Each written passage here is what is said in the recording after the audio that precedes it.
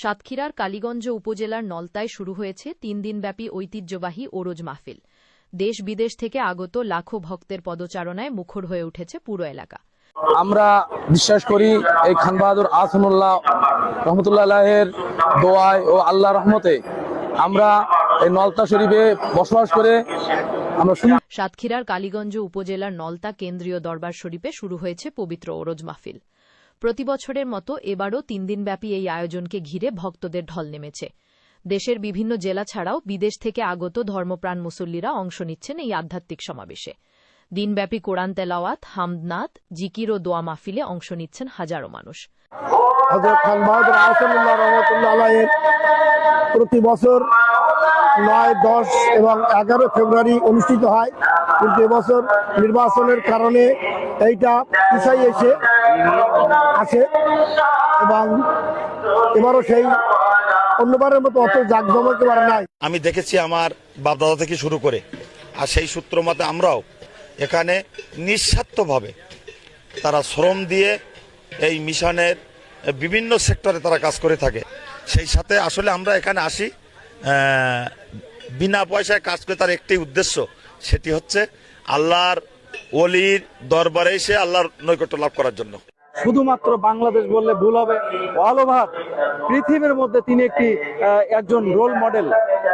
সেই সময়ের মানুষ হয়েও তিনি আজকের সমাজে তিনি একজন মডেল মানুষে রূপান্তরিত হয়েছেন প্রত্যেকটি মানুষের হৃদয়ে অন্তরে।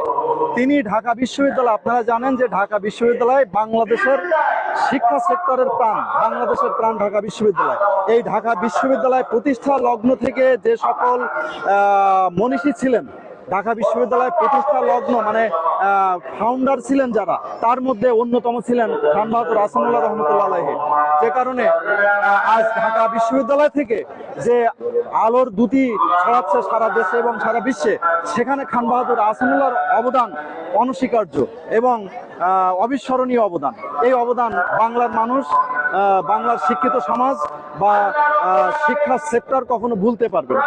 আগত ভক্তরা বলছেন, প্রতি বছর এখানে অনেক দূর থেকে মানুষ আসে, এখানে এসে মনটা অনেক শান্তি পায়, আল্লাহর কাছে দোয়া করি। আপনারা যে দেখতেছেন এটা হচ্ছে মাহফিল মাঠে তাবরকের রান্না।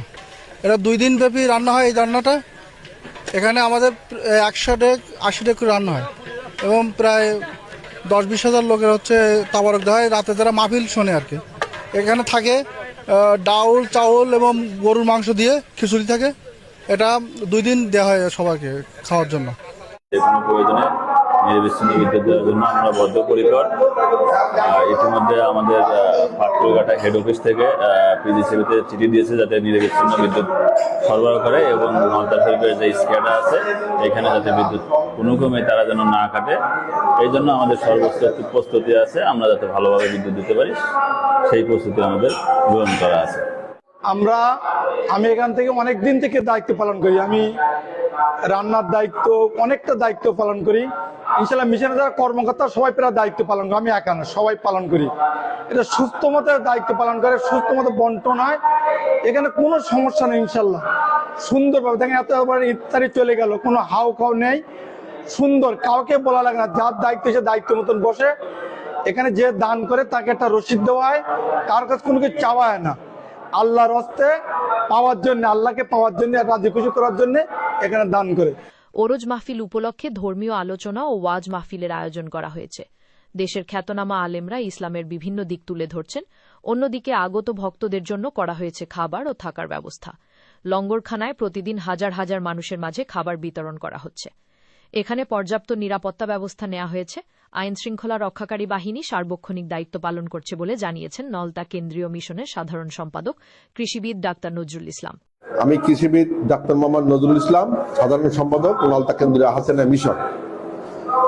নলতা কেন্দ্রীয় আহসানিয়া মিশনের আয়োজনে হযরত পীর কেবলা খান বাহাদুর আহসানুল্লাহ রহমতুল্লাহ আলাইহির বেসাল শরীফ এই ৬২তম চলছে। ২৬, ২৭, ২৮ মার্চ 2026 সালে। বিগত দিনে আমাদের এই অনুষ্ঠানটি ৯, ১০, ১১ ফেব্রুয়ারি অর্থাৎ ২৬, ২৭, ২৮ মাঘ অনুষ্ঠিত হতো, কিন্তু বিগত জাতীয় নির্বাচন এবং রমজান শরীফ থাকায় আমাদের পক্ষে যথাসময়ে এই অনুষ্ঠান করা সম্ভব হয়নি। সেক্ষেত্রে আরবি বেসাল শরীফ অনুযায়ী 6 শাওয়াল আমাদের এই অনুষ্ঠানটা শুরু হয়েছে। এই অনুষ্ঠানে দেশ বিদেশের বহু ভক্ত যারা এই অনুষ্ঠানে আসে তারা আসছে। এখানে আমাদের লক্ষ লক্ষ মানুষ উপস্থিত হবে বলে আমরা আশা করছি এবং তাদের জন্য তাবারুকের ব্যবস্থা আমাদের চলছে। আগামী 28 মার্চ আমাদের আখেরি মোনাজাত, সেই মোনাজাত আমাদের শুরু হবে সকাল 9টায় এবং শেষ হবে সকাল 10টায়। এই অনুষ্ঠানের মধ্য দিয়ে আমাদের এই 3 দিন ব্যাপী ওরস শরীফের সমাপনী ঘটবে।